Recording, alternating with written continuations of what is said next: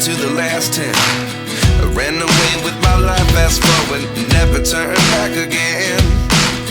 It's kind of funny that the more we pass time, the more we need to set the rewind. And 19 was the year I had to leave you, but now I'm seeing all the signs. Is this really happening? I can't believe it's true.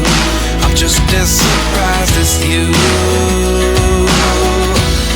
Is this really happening? I can't be too sure, but one day I'll be yours again.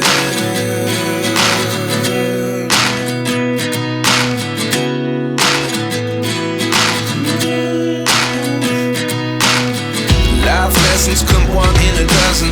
The other 11 give something from nothing. I sit here looking for an answer. Maybe the biggest question was in the last chapter. You gave me the soul I have today. Without you I never could have moved away. But now I see what you teach. I do believe I always should have stayed. Yeah. Is this really happening?